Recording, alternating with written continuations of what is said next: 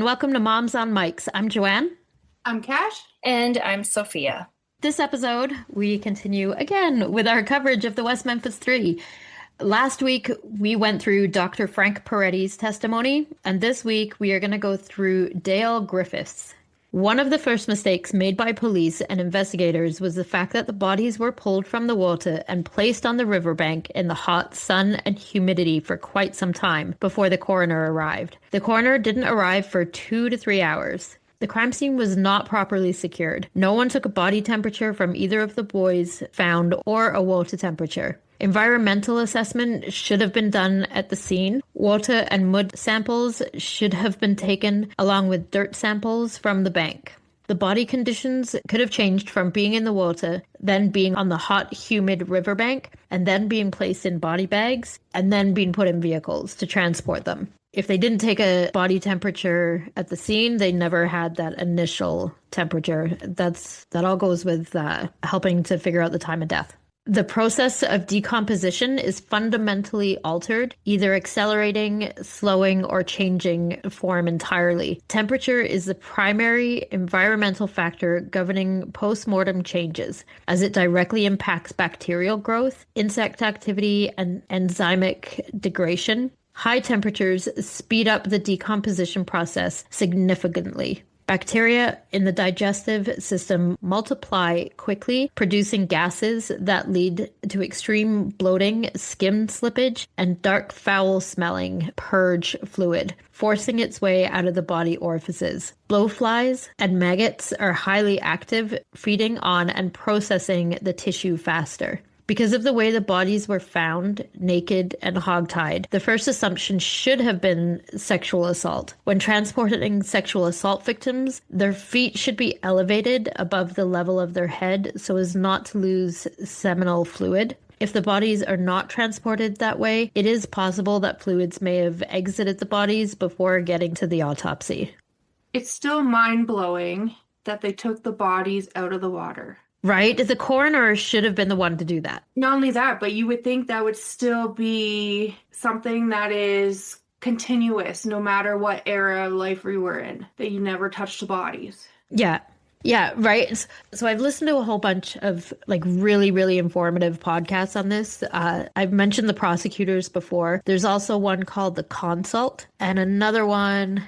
Hang on, I gotta look up the name of it. At least the guy from the show, I can't remember if they cover it on their show, Body Bags. The Consult is retired FBI agents. The prosecutors is prosecutors. And Body Bags, he's a medical examiner, I believe. I could be wrong, but he is some kind of special forensic guy. I'm pretty sure he's a medical examiner or a coroner, whatever, right? So he said what happens is when it comes to a crime scene with a dead body, often the police assume that they're higher up than the coroners, which is not in fact true. The coroners should be the ones to run that crime scene. They should be the one telling the police, get this sample, or whatever, take photos here, do this, because the coroners, they're in charge of the dead bodies. The police are in charge of the scene, the rest of the scene, but the bodies themselves, that's up to the coroner. So these bodies should not, like you said, Cash, they should not have been removed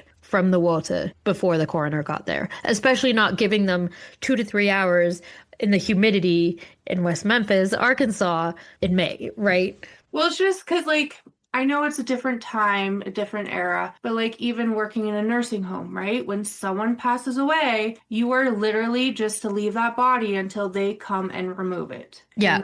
In that room, you're not allowed to do anything for it. So you would think it would just be common sense across the board. Yeah, and when we say it was a different time, yeah, it was. This was 1993. That's okay. So this is 33 years ago. We're not talking the 40s, the 50s, the 60s, the 70s. We have DNA technology in 93.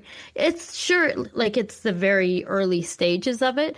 But these technologies and the procedures were available in 1993. I could understand if we were talking the 50s and 60s. The 70s, 80s, maybe. But 93? We knew the shit by then. They should have known better. The lack of forensic evidence in this case is truly frustrating. They recovered one shoe print from the scene that they were unable to match to anyone. There was one hair found in the ligature that bound Michael Moore that was a match for Stevie Branch's stepfather, Terry Hobbs. And another hair found on a tree stump near the scene was a partial match to his alibi witness, David Jacoby. There was no DNA evidence connecting Damien Eccles, Jesse Miskelly, or Jason Baldwin to the scene. When unwrapping Christopher Byers' body for autopsy, they found, quote, a negroid hair fragment, end quote. This hair was never explained. Mr. Bojangles, the man that was reported in the woman's washroom, covered in blood, he was black. It was also reported 2 African American men were often in the Robin Hood Hills area. Unfortunately, we don't have any information on the men, and we can't say for certain that the hair was related to the crime. This is another failure of the police in this case. During the trial, the prosecution called expert Dr. Dale W. Griffis, a self-proclaimed expert on the occult, who testified that the murders were a satanic ritual, citing the location, date, and nature of the injuries. His credentials from an unaccredited institution were heavily scrutinized. It's hard to take him seriously with his mail-in credentials. He got a PhD from Columbia Pacific. He wrote his doctoral dissertation on mind control cults and their effects on the objectives of law enforcement. The court and the jury did, however, take him seriously, and here is some of his testimony. Can we just say for a second, I'm sorry, you did your dissertation on mind control cults.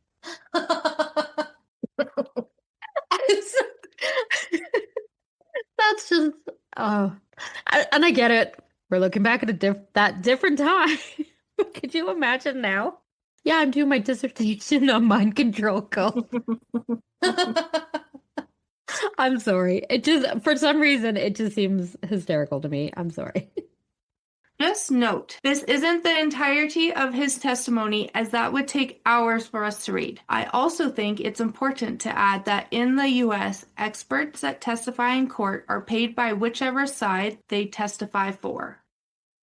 Okay, Dale Griffis's credentials are often scrutinized, and rightly so, states that he has a PhD from Columbia Pacific University, which sounds impressive until you learn that the institution is non-accredited. It is state certified, but it is not accredited by any kind of national university standards, that you are not required to take any classes on campus, and California Pacific University gives credit for life experiences. In fact, 1980, when he enrolled, and 1982, when he got his master's degree, taking him from having a BA to a master's degree, he didn't attend a single class.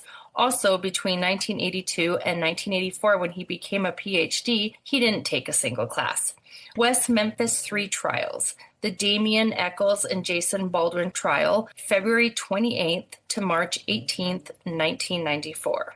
Dale Griffis witness for the prosecution, Fulgerman, the prosecutor, Price, one of Damien Eccles' defense attorneys, Paul Ford was one of Jason Baldwin's attorneys.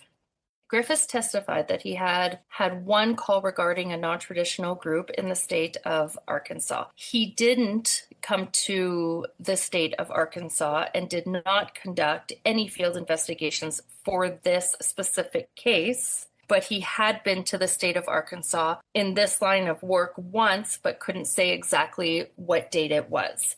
He was a guest of Pulaski County coroner, and he gave a lecture. Paul Ford clarified that giving a lecture was not the same as investigating, to which Griffis admitted he hadn't been there as part of an investigation prior. Griffis was asked, "Have you ever visited with Jason Baldwin?" To which he replies, "I don't know who he is." Which, if you're going to testify in a case against someone, you probably should know at least the names of the defendants you are testifying against. When asked if he had ever visited with Damien Eccles, he said no, but he didn't have all the information yet.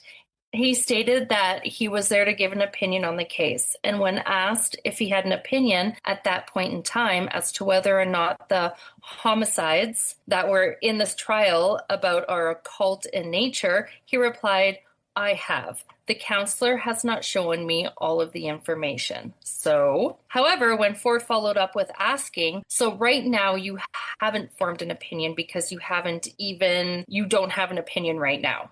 Griffis replied, "I not totally know." Yeah, which Ford should have caught there that he said, "I have." Yeah. He does this the entire way through. This guy drives me batshit. Okay, so Ford then asks, okay, tell me, where have you gained your information in this case? Griffith says Detective Ridge, Mr. Fogelman, and that approximately a year prior, Jerry Driver had called him. He testified that he had spoken to Jerry Driver about 5 or 6 times shortly after the murders, but he hadn't been in contact with him before the murders took place. He said he had spoken to Mr. Fogelman 10 to 12 times, the first time being about a month ago, meaning sometime in January of '94. Ford asked him if he had ever told Mr. Fogelman that these homicides were the result of the actions of a non-traditional group that was either cause-orientated or belief-orientated, to which Griffiths replied, "I told him that there were some indicators present, and I did furnish them some questions." This guy cannot talk to save his life. He's driving me fucking nuts. Dude, Toastmasters. Okay. Now, it's understandable that if Jerry Driver thought there were some occult activities in the area, that he may have sought out a so-called occult expert. But if he had been talking to Jerry Driver for over a year prior to the murders, wouldn't his opinion be biased? The fact that he admits that he already has an opinion on the case already, but does not have all the information, doesn't seem like something an expert should do. He also says he's got his information from Detective Ridge, yet he's been talking to Jerry Driver for over a year, and Driver has been involved in Damien's life for a lot longer than a year. Griffiths goes on to claim that he's been involved in 2 cases of confirmed occult killings, one in Rhode Island, one in Michigan, but he can't remember the dates. Then caught in another slip, we'll say slip instead of a lie. So Ford says, in the last 4 years, and the entire time you've been involved, those are only 2? Griffith says, no, this would be the 3rd one. Ford says, this would be the 3rd confirmed occult killing? Griffith says, yes. So then Ford says, so at this point, you are saying it is an occult killing? Griffith says, I haven't made my opinions yet. And Ford says, oh, okay. But he had just stated already that he has. Right? Like, he just said this would be the 3rd. Like, how many times can this guy say that he thinks this is an occult killing, but then backtrack and say, oh, but I haven't made up my mind? Yeah, you have. Like, you keep telling us. It's just wild. Could you imagine today and age having just some written in right documents? Like, I could be a doctor. Could you imagine if it was that easy? Like, I mean, I know we have online school, but that's different, right? Like, you're actually, like, you do the things on the computer, the school can tell what you're doing. Like, I feel like that's different, right? Just mailing in. I mean, his dissertation was in mind control, so that's how great his mail-in PhD is. I can't believe they use this guy as a fucking expert, man. I can't believe they would use him as an expert either, or even take him seriously. Right? And, like, could you imagine the jurors that are sitting up there, like, just listening to everything this guy is saying and thinking it's, like, true? Right? Mm-hmm. This guy's talking out of his ass. This was so hard. This episode was so hard. In fact, I had gone through it and finished it off, like, weeks ago, right? Cash, like, you got it to see. And then when I opened it up earlier today to just be like, yep, I'm going to give it one last check. I'm like, we cannot read this the way it is. And I had to try and fix it again. This guy, he contradicts himself. He talks nonsense. Like, I had to try and fix it because there was so many times that we'd be going, like, I'm like, I cannot listen back in editing to that. Griffiths claimed in the Rhode Island case, it was he who confirmed that it was a cult killing. In the Michigan case, it was the police agencies and based on the confessions of the perpetrator. Val Price then makes the argument to the judge that based on a mail order PhD in which a person doesn't have to take classes, doesn't have to take any residence courses from a non-accredited school, does not qualify as an expert in Arkansas. That they object to the court qualifying Dr. Griffis as an expert. The court replies, I'm not sure in Arkansas or in any other state that you have to have any kind of degree to be an expert in a particular field. To demonstrate knowledge, education, experience, and training in the field, you could have a third grade education if you have other education, experience, and training that qualifies you as an expert. So I'm not persuaded at all by your argument about a mail order PhD. So is there anything else? Okay, we have to touch on that. Are you fucking kidding me? And by the court, it means the judge. That's who's saying this. Right. So this judge is like, I don't know if you actually need education to be an expert. I'm sorry, what? Like, what now? Like, I mean, I guess you could say, okay, I've been fixing cars for 25 years. I know what I'm talking about. Sure. That I would say that could qualify you as an expert. Like you were taught in the garage by your grandpa or whatever, and you've known how to do it. You're doing it correctly. That I would let slide. We're talking about a science, quote unquote. It's a pseudoscience, but it's supposedly a science. Like you have a PhD, supposedly. But the judge is all like, nah, you don't really need education. Like, I'm sorry. And why are you comparing it to grade 3? Right? I'm sorry. And I know I did not explain what I meant well because I was just so frustrated. And hey, guess what? I don't have an education in this field. But holy fuck, man. Like, if you're going to testify in a triple murder case as an quote unquote expert, I'm going to say you're going to need some education. I feel like that's a fair judgment. When Ford replies that he thinks that he's failed to demonstrate the reputable training, education, and experience that he qualifies as expert, the judge states that he disagrees and allows him to testify in the area of occult, stating that if he doesn't have an opinion, then it doesn't mean anything anyway, which is completely ridiculous. Griffith's mail-in degree is definitely questionable. He's a pseudoscientific charlatan. This is one of those things people will claim to be an expert in that will eventually be discredited, but during this trial made a significant impact. The testimony then moves to the prosecution, where Fogelman begins questioning by confirming that he had viewed the autopsy reports of the 3 victims, Michael Moore, Stevie Branch, and Chris Byers, in this case, and reviewed some autopsy photographs and crime scene photos that he had sent him. Going on to ask Griffis, now, in addition to what you have reviewed, if you would assume that there was testimony that showed that blood was sucked from the penis of one of the victims, that this occurred on May the 5th of 1993, that there was a full moon, and that there was absence of evidence of blood at the scene, would you have an opinion as to whether or not there are occult overtones or evidence of occult involvement in these particular murders? Griffis explains that it would lead him to believe that it was a possibility of occultism being involved.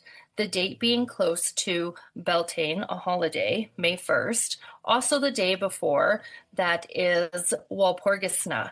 He continues to say that some cult groups will use a full moon. In several occult books, they will talk about the life force of the blood.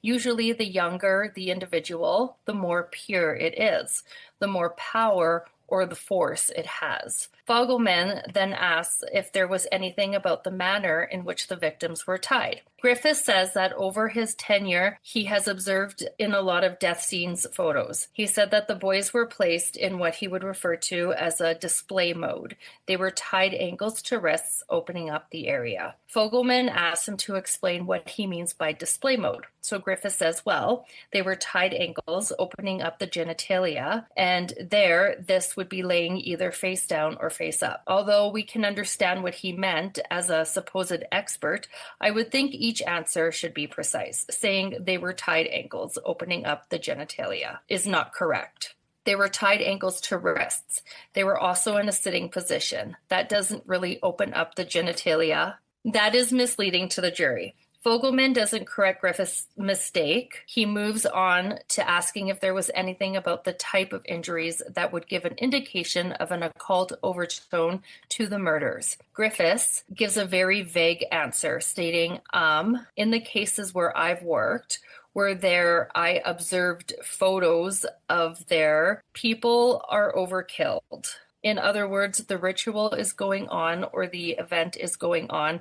The body is repeatedly killed. When asked to explain what he means by overkill, Griffiths explains that where a person will receive a lethal blow or a lethal cut, this one will have many of them. The actual definition is disproportionate trauma. A vastly higher number of inflicted wounds, such as stabbings, gunshots, or blunt trauma, than what was medically required to be fatal. Injuries directed at 3 or more vital areas, example, head, neck, and torso, intentional mutilation, dismemberment, or altering of the body after life has already been taken. Fogelman then asks if torture is something in your experience that's done by occult cults, and if the absence of blood or evidence of blood at the scene have some significance in relation. Griffiths says a lot of times they will take blood and store it for other services and other uses, as well as consume it or bathe in it. Fogelman also asks if the fact that Christopher Byers'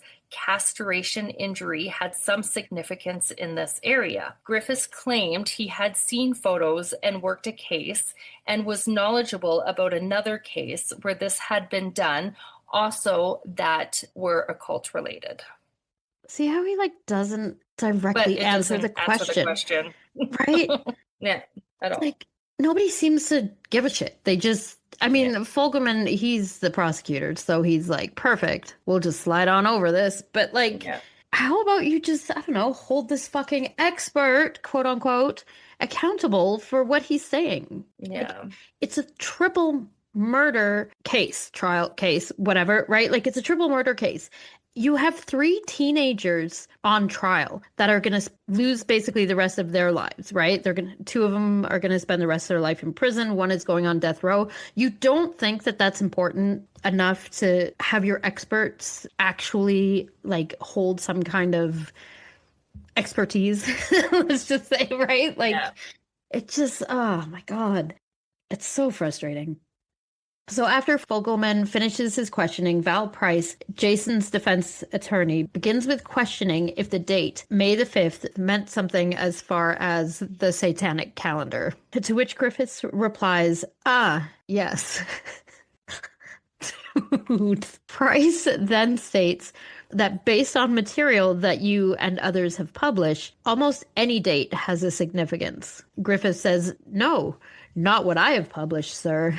When Price asks him if he is familiar with the satanic cult awareness materials that lists you as a known acknowledgement or credit, this one is actually presented by Galen Hurst and Robert L. Morris, but lists you as the first person listed for providing information documentation. Griffiths denies having any involvement in the piece, claiming he has never seen it. Even going so far as to say they took one of his drawings, which is copyrighted, and he laughs about it. He actually asks for the information from this book so that he can let them know that they don't have the rights to this drawing, whatever. It's nonsense. And he's very proud of this, that his work has been stolen. If anybody has time, read all these documents. They're fucking hilarious, some of them. So Griffith states that there's a calendar that he uses which has 13 dates on it. Price then points out that the closest one of the dates he made reference to was May the 1st, but that the murders took place either May 5th or May 6th. Griffiths tries to explain that a lot of times what they will do is based on where that calendar will fall within a week. They may do it on the weekend, or if it's close to a full moon, they'll wait and do it then.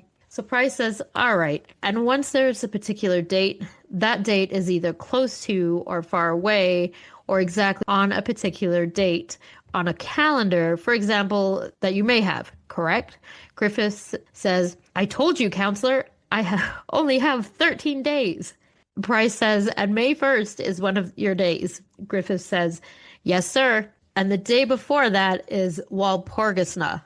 Price says, okay, Walpurgis. Griffiths says, Walpurgisna. Price says, Walpurgisna. And that would be, the court says, spell that. So Griffiths does. WalpurnaUCHT.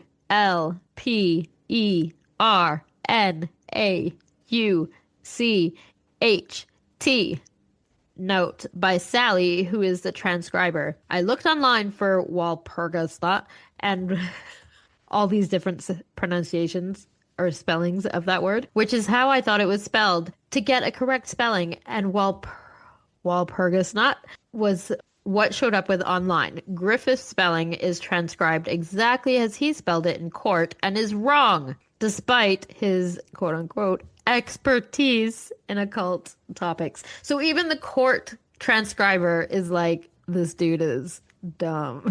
Doesn't know what he's talking about. And I am not going to try and say that word ever again. So Price. And that would be April 30th. Griffiths. Yes, sir. Price. All right. But as far as looking at your evidence in this particular case, you're not stating that the murders were committed on May 5th because of these particular dates, are you? Griffiths. No, just that they were close to it. Yes, sir. This is lunacy. If the dates are so significant, wouldn't committing the murders on the specific dates, not close to it, being 4 days away, be important? Griffiths is saying that there are 13 important days, but as long as you commit your act on or around within a week or so, the closest weekend or full moon, maybe then it's okay. It still works the same, which is completely ridiculous and defeats the point of a specific day holding meaning or power. Price then goes on to ask, you indicated that some groups use a moon. Well, based on nature, there are some days that there's moon, full moons, quarter moons, half moons, or no moons. Griffiths explains that it's usually a full moon. Some groups hold services on full moons and that this murder was held at an occult service, that they were committed during the act or they were working on May 5th. However, the moon was not actually a full moon on May 5th. It was in a waxing gibbous phase on that day. The full moon for that month occurred on Thursday, May 6th. Something that you would think an occult of Satanists that were committing a service so significant that it required the sacrifice of 3 young boys would know.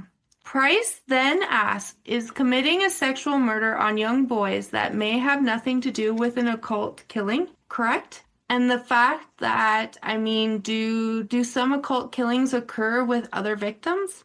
After a long pause, Griffiths says, I have had people discuss that with me. Price interrupts, asking, and who are the people?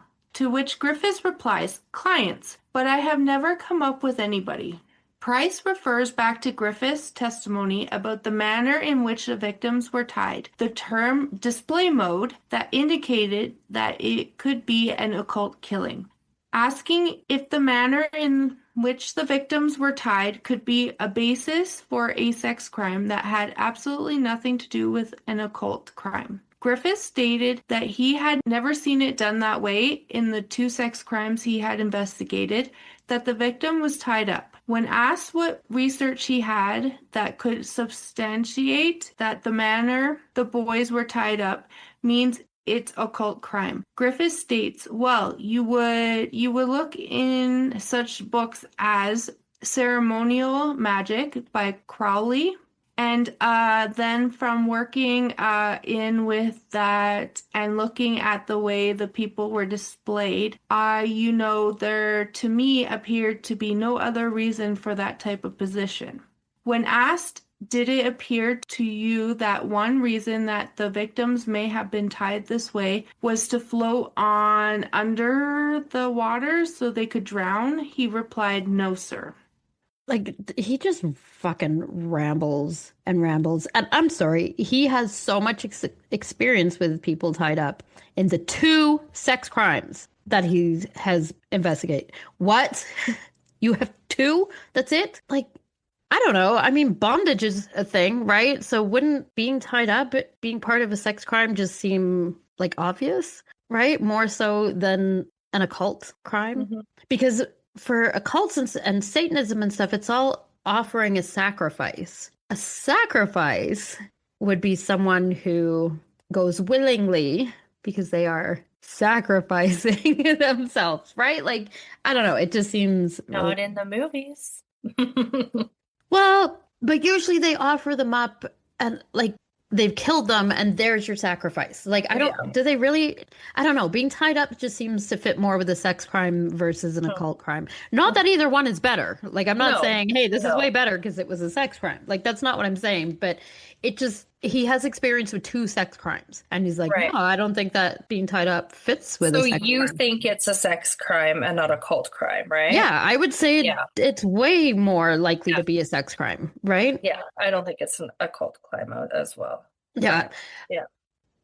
Price asks, okay, did it appear to you that they could be tied this way to commit some kind of sexual act that's not related to the occult? And okay, and is it your testimony that you have seen other cases in which victims were tied in this manner and it was an occult crime? To which Griffiths replied, no, to both. Regarding any significance to the injuries being on the left side of the face as opposed to the right side of the face, Griffiths says the people who practice occultism, they will use a midline theory drawing straight down through the body. The right hand side is usually related to those things which is synonymous with Christianity, and the left hand path is that which is practitioners of the satanic occult systems.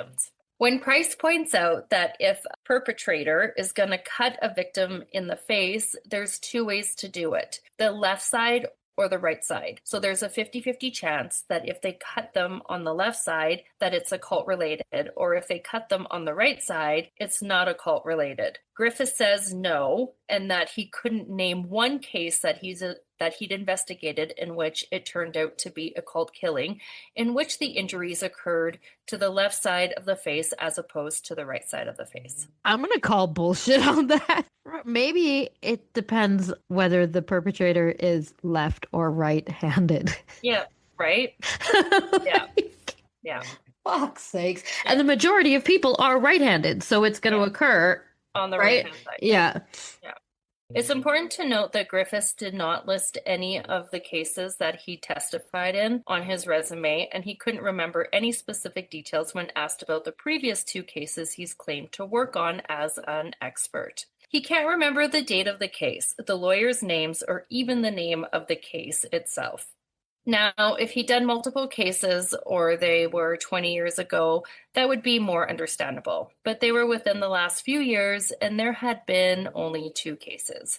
Price also asks, all right, in addition, you testified that overkill, the repeated injuries, was another factor in which to consider if it was an occult-related killing. Is it also true that in a non-occult related killing, there can be overkill? To which Griffiths replied, yes. He also explains that the absence of blood could be due to the killers drinking the blood, but admits there is no evidence of such. And realistically, that would have been a significant amount of blood to drink at the scene, and no stored blood or evidence of such was ever discovered in the possession of Damien, Jason, or Jesse. He also says that the placement of the bodies in water isn't a deciding in of itself whether or not this is a satanic killing, but that it would lend a more credence in total. He does admit that it is also possible that the bodies were placed in water in order to drown the victims, and that it is also possible to place the bodies in water so that it would be harder for anybody to find the bodies until later on, although he didn't know how deep the water was. This guy, man. So Price then asks, is the factor that the victims were the age of 8, is that a factor that you consider in making your opinion? And is 8 a factor because that is a witch's number? What's the significance of 8? To which Griffiths explains that the fact that the victims were 8 years old is a factor, and in Crowley's work he discusses that sex before 8 or you lose the magical power. But this is incorrect. And again, considering he is a quote unquote expert on the occult, he should have known this. While Crowley's system of Thelma does include sexual symbolism and in some cases sexual ritual practices, these were intended for consenting adults and framed in a mystical psychological context. He wrote very provocatively and often used shocking language, which led to widespread misinterpretation. During the early 20th century, especially around the time of the Satanic Panic, and even earlier due to the media sensationalism, Crowley was portrayed as dangerous or immoral, and many false claims about him circulated. To be clear, there is nothing in Crowley's documented teachings that promotes or requires sexual activity involving children. Claims like he mentioned are not supported by historical evidence and are considered misinformation. So Price also points out that if sex before 8 or lose magical power was important, these victims were all 8 years old. Then that wouldn't be sex before 8. And Griffiths staggers. I said 8. I'm sorry, 9. 8 or before. Here Price missed an opportunity. Griffiths clearly said sex before 8, and now he is trying to switch it to 9. He should have asked if he was changing the age to fit the narrative. All 3 boys were 8 years old, so if the goal was sex before 8, they were too late. Instead, he says 8 or before.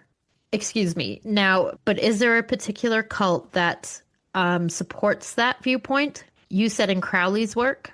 So this makes it look like it was his mistake that was made, not Griffiths, which is detrimental to the jury, I think. He fucked up. I mean, these lawyers, the defense team, I wouldn't say did a great job at all. They make a lot of big mistakes, and this is one of them, I think. Griffiths says Crowley has done a lot of writing, which is synonymous with a group called OTO, or Ordo Temporis Originis. Firstly, the group Crowley was involved with is Ordo Templi Orientis, not Ordo Temporis Originis.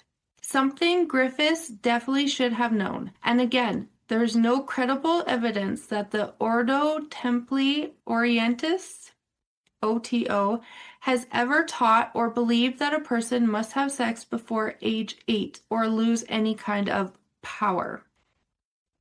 Aleister Crowley did incorporate sexual symbolism and ritual into his system of Thelma, but these teachings were intended for adults and framed in a mystical, initiatory context. The OTO, both historically and in its modern form, does not promote or condone sexual activity involving children. That would be illegal and fundamentally incompatible with how the organization presents itself. This again comes from misunderstandings of Crowley's deliberately provocative writing style and sensationalized rumors that grew around occult groups, especially during periods of moral panic. Price asked to clarify that that's what he is basing 8 on, being a witch's number. Griffiths says, counselor, I don't go from 0 to 10 in one bound. I try and put it all together. Price then says, all right, but I guess what I'm confused about is some of the factors that you've talked about. It appears that you've taken them from certain philosophies of Wiccan religion and other parts are satanic. Griffiths asked Price what he is talking about with Wicca. Price asks, okay, are you considering Wicca as any factor in this murder? To which Griffiths says no. The judge then asks Griffiths what the difference is between an occult and a cult, which seems random as they were talking about Wicca, but nevertheless, Griffiths gives his explanation. Griffiths, okay, thank you. A occult group is a group that's involved in some sort of esoteric science. And they've been around prior to Christianity. A cult group usually is a group that I deal with. Ones who are breaking a law are those who follow a particular belief style under a charismatic leader. And in and among their belief style, not sure he said style, they do break the law. A cult may have various types of belief systems. If he'd have just given an actual difference between them and that made sense. That was just babbling. Once again, Griffith's explanation is not actually correct. A cult is a group of people organized around a shared belief system, often led by a strong or controlling leader. It usually involves devotion to a person, idea, or ideology. It can be religious, spiritual, or even ideological, and often characterized by isolation from outsiders, strict rules or control over members, and pressure to conform. Although not all cults are dangerous, but the term is often used negatively. While the occult refers to hidden, mystical, or supernatural knowledge or practices, it comes from a word meaning hidden or secret and includes things like magic or ritual practices, astrology, alchemy, and divination, like tarot cards. It's about beliefs and practices, not a specific group. The key difference between the two is occult, people, group. The key difference between the two is occult equals people/group, while the occult equals beliefs/practices, often mystical or hidden. The court. Okay. Does the number three victims, have any significance? Griffiths. One of the most powerful numbers in the practice of satanic belief is 666, and some believe the beast wrote a 6 as 3. I've seen it in some of the writings. However, the number 666 comes from the book of Revelation and is called the number of the beast. Because of that, it's been adopted symbolically in some forms of Satanism and pop culture as a kind of rebellious or anti-Christian image. But there's no widely recognized satanic belief system where 666 is a central power number in the way the statement suggests. There is also no credible doctrine or tradition that says the beast wrote a 6 as a 3.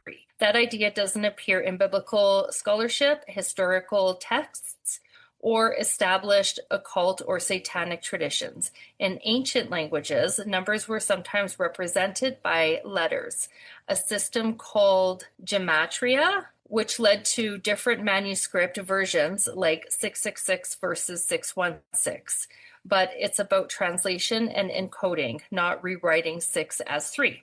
Occult or conspiracy style interpretations invent or stretch number symbolism beyond what's historically grounded. Yeah, see, him as an expert should have been the one to explain all that. We shouldn't have had to explain that, right? Like, Griffiths, all he said is like, oh, but sometimes they wrote 6 as a 3. No, they didn't. Right. Dude, wouldn't this have been taught to you in your mail-in PhD? All right, no, because there was no teacher or no classroom. I wish, like, times were different back then. If we could, like, in the 80s, mail-in degree for anything. I would get my mail-in law degree, fix all this stupid shit. God. So Griffiths then claims that the fact that there were 3 victims found was minute as far as the significance, and that he couldn't comment on the fact that the number 3 is significant in Christianity, for example, and other religions. Even though he is familiar with the Christianity beliefs in the Trinity, the 3 in 1. And that date is why 3 is related to a cult as opposed to mainstream religion. And his opinion as to what was the empirical date that he used to make the determination, the month was the 5th, not the 3rd. In fact, there was only 1 3 in the entire date. and no sixes. Wait, he then quickly stated that it was the location of the murders that was significant. When asked to explain, he said, well, it's my understanding it was a rather private area. A lot of trees around it added to secrecy. It's my work in the past. I've done a lot. These people who do this kind of activity don't do it at the corner, walk and wait. What the fuck does that mean? They do it where they're off to themselves. The fact that the amount of injuries, the overkill, I gave credence to the way the bodies were tied. The occultists that I have talked to in the past will hold services near water so that they can wash with. I'm sorry. So the fact that they didn't do it out in the open, like on the corner of a street, makes it an occult killing, or makes it just not a random act of violence, right? Like, And who's to say that they weren't out in the open when they killed him? They could have. right? This guy, he gets dumber and dumber and dumber. So when Price asks, okay, and who are those occultists that you have talked to in the past that hold services by the water? Griffiths replies, counselor, I've been talking to these people since 1967. To sit down and specifically say dates, names, and places, I couldn't tell you. So Price asks, all right, how about just one, please? Can you name just one? Griffiths replies, Lady Samantha. No, excuse me, Lady Feather.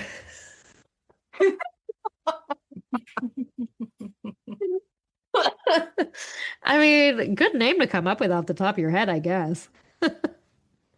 When asked what murder she committed, Griffiths backtracks again, stating she hadn't committed a murder. In fact, no one that he had talked to committed a murder by a body of water. They did it close to, not a body of water, but to a water source. And that water source was a hand pump, which is a whole lot different than a drainage ditch. The questioning then moves to Mr. Ford. Ford asks, Mr. Griffiths, Wicca is not a factor. That's what you're saying. Griffiths says, I stated that yes. So Ford asks, now you read the autopsy reports, correct? What in the autopsy reports indicates occult killing? You read them. You reviewed them. You said you relied on them in forming your opinion. What about those reports are indicative of an occult killing? Griffiths again states overkill. When Ford asks overkill, which child was overkilled? Griffiths says one youth was castrated, and in and around his pubic area there were several puncture type wounds. And then there was the injuries to the face, where his face was cut several times. Another youth was cut on top head with some type of sharp object, and he had several wounds on his body, which in talking with the medical examiner were more than one was a death blow, and the third child didn't seem to have that much, less damage. The I would want to drop kick him. Right? I was just going to say, just to clarify, that was not Cash stumbling, saying, this is word for word what this dipshit said. Do you know what? I find when people say, a lot consecutively like this, it's one of those spacer words, right? Like you're trying to remember or make up is kind of what I think. See, I say a lot too, but I say and then I could say my whole sentence. Yeah. Not just and then three words, three Yeah, words. that's what I mean. Like to say it to be like, oh right, this is what I was meaning to say, and then complete your whole sentence without having to say right? When you say word, that's when you're trying to either remember what you're supposed to say or to fill it in with made up shit, is what it feels like to me. And I feel like he's just spouting shit. Like, I don't think he's necessarily making stuff up, like, to lie per se. I think he just doesn't know what he's talking about. So he's just filling shit in. Ford, are you telling us that part of your opinion is based upon one child having both been castrated and cut severely in the face? Griffiths, no, I said the second child also had several wounds to him. Ford then asks if the reason that they're important to you is because they have evidence of overkill. Griffiths says, yes, sir.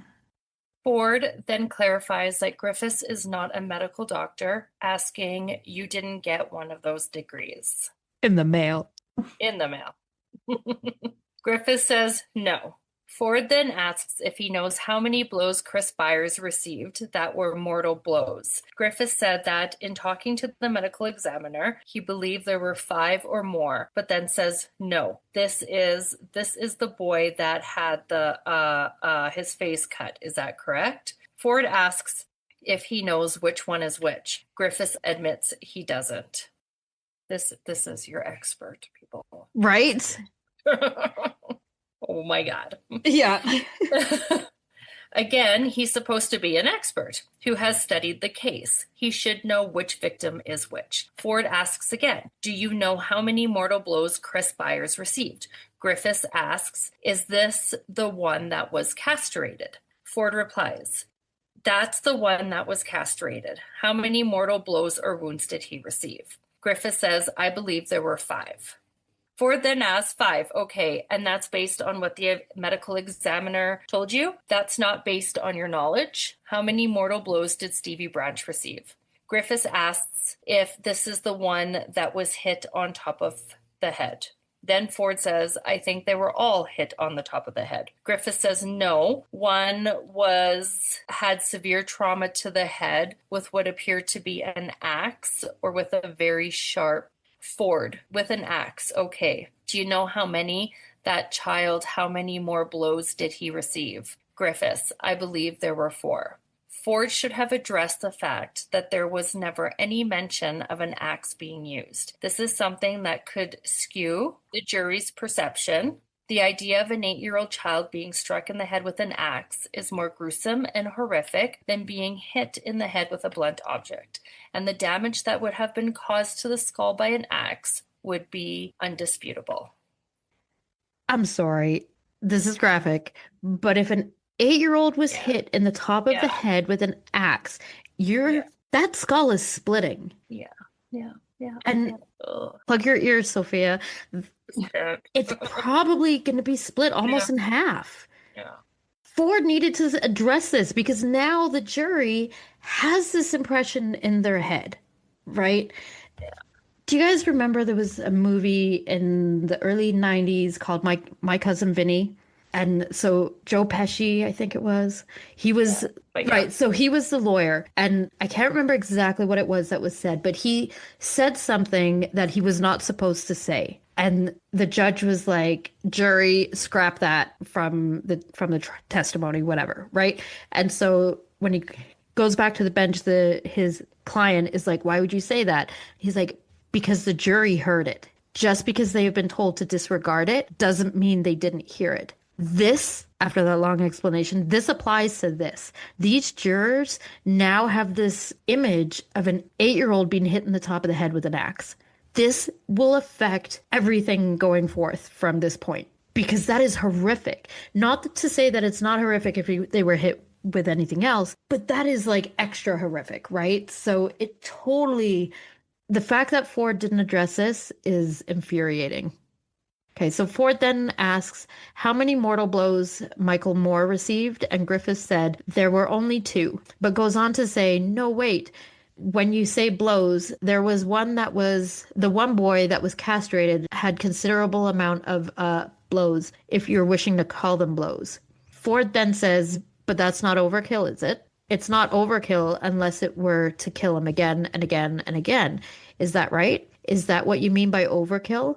That you cut his head off or cut his heart out, that would be overkill. Or is overkill just hitting them a number of times? Griffiths replies, multiple injuries. Also the fact that one boy had so many wounds, I couldn't count on him in and around the pelvic area. Ford should have elaborated on this, as it is not overkill, or what Griffiths originally stated was overkill. To be clear, I don't say this to play down the injuries the boys suffered. Griffiths is claiming the killings to be occult killings based on one of the reasons for them is being overkill, which this is technically not.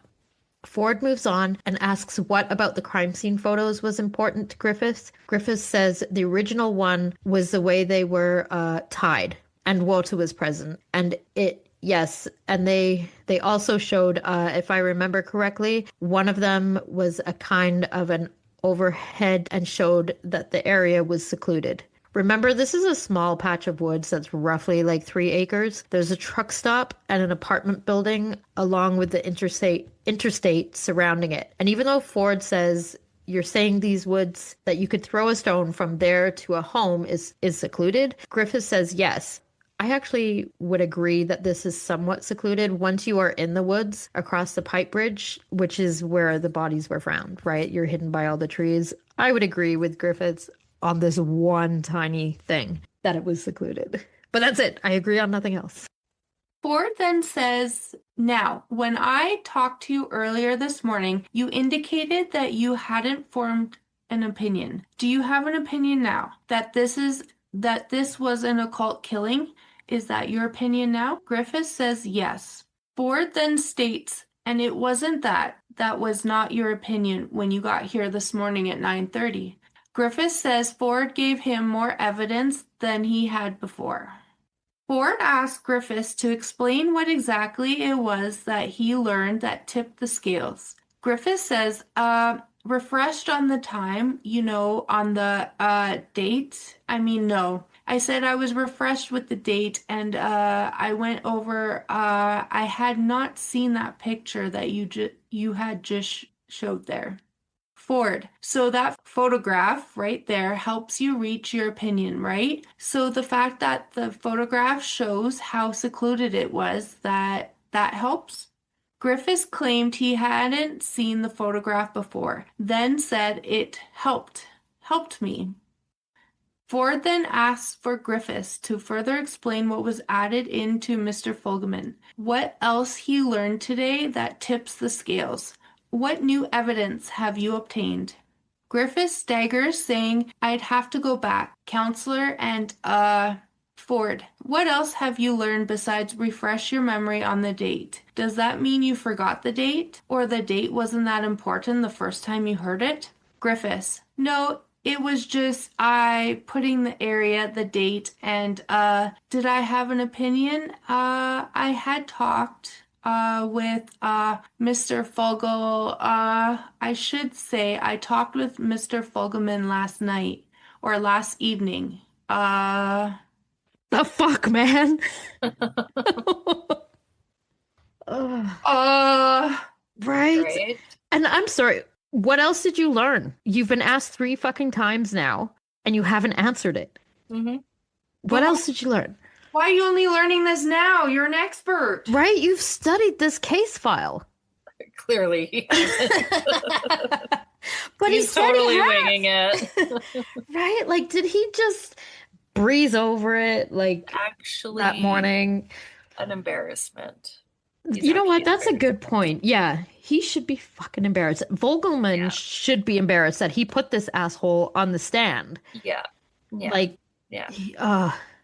but also, the defense should be embarrassed that they didn't fucking point out all these screw ups more. Yeah. Like, when they pointed out, and then he's like, and then they just move on. No. This is your fucking expert. This whole case was based around it being a satanic occult, whatever, right? This is your expert on that. Yeah. Call him the fuck out. Don't just let it slide. Yeah. Ford then says, I understand that, but you told me just an hour or so ago you didn't have an opinion, and now you do. And I want to know what you learned that made you form your opinion besides remembering the date and seeing that photograph. What else did you learn to make you form this opinion? Griffiths, I had an opinion before I came here, but I didn't. I don't know how you asked the question. If I misled you, I'm sorry. Ford, okay, you're telling me I asked you, did you have an opinion as to whether this was an occult killing? You said no. Did you say that? This shows once again how unreliable the so-called expert is. He clearly stated he did not have an opinion that morning, but now does. Yet again, he tries backtracking. Even the judge tries to help him by saying, he said, I haven't expressed my opinion yet, I think, which Griffis eagerly agrees, saying, I think that's what I said. So Ford asks him again, instead of asking the court stenographer to read back exactly what was said. So Ford asks again, did you have an opinion that this was an occult killing when you got here this morning? Griffis says, yes. Ford, thankfully, doesn't let it go completely and says, when I asked you that earlier, you told me no, didn't you? Griffis, I was not. I didn't mean to mislead you. Ford, but you did, didn't you? Griffis, no, I don't think the question was asked that way. Ford, in other words, I confused you with my question? Griffis, I thought that I was answering it correctly. Oh my God. Right? How is that confusing? Did you have an opinion this morning? Yes. But okay, so then that's your answer. Did you have an opinion this morning? Yes. Okay. How is that confusing? Terrible. This guy is such a dipshit. So Griffith's testimony is completely ridiculous. It's unsubstantiated and nothing more than his nonsense opinion. This would now be considered a pseudoscience, a technique that masquerades as valid science but lacks empirical validation, standardizing testing, or known error rates. Much like bite mark analysis, microscopic hair comparison, polygraph testing, bloodstain pattern analysis, as much as we'd like to think Dexter is so great. The unreliable methods have historically led to numerous wrongful convictions. And sadly, Griffith's testimony made a huge impression on the jury. They seemed to buy into his mail order degree. No facts, no science, no tangible proof, just nonsense spewed by some guy with a degree he got in the mail. Fuck's sakes. This guy, this has to be the worst testimony from quote unquote experts through this whole trial.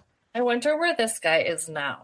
Right? You should look him up, find him on Facebook, be like, hey, dude, but did you really have an opinion at 9:30 in the morning before you testified? I wonder if he's still considered an expert or if they just... I would hope not. And I would hope that any case that he has testified as an expert in has been retried. Right? Because every trial, every person, whether they're the defendant or the plaintiff, deserves to have that trial done properly, right? We might not always agree with the outcome, but everybody deserves their day in court. And I think when you put these false experts on the stand to a jury and they start spewing all this nonsense, you're affecting the whole trial and you're taking away that person's right to a fair trial. Which is another reason you don't get a jury trial. Always ask for a bench trial because you cannot rely on juries. Or experts, quote unquote experts. This guy is, Jesus Christ, man. There's so much wrong with this case, though, that it's insane. Right? Yeah. And you know, one of the things that pisses me off so much is that every appeal, and this is how the legal system in the States works. I don't know if it's the same here or not, but every appeal goes back to the original judge. So even the ones that are like, I didn't get a fair trial because the judge was biased, that original judge that they're claiming was biased gets to say whether he was in fact biased or not. That's bullshit. That should not be the case at all. And I understand we hold judges at this higher regard, right? Like they have gone through law school, they have worked as a lawyer for however long. I believe they're usually elected in the States. I could be wrong, but I'm pretty sure that judges are elected, possibly by other lawyers though. Like it's not a public type election thing. And if this is wrong, my bad, but I'm pretty sure that's how it works. And so they're held at such a high regard that we have no, as the lay people, we have no other option but to trust that they are doing their job 100% properly as they should, like exactly to the T's and I's or whatever, right? But then you get ones that aren't. And then when you're called out on being not doing your job properly, you, as that judge, get to decide whether you feel you did your job properly or not. That's bullshit.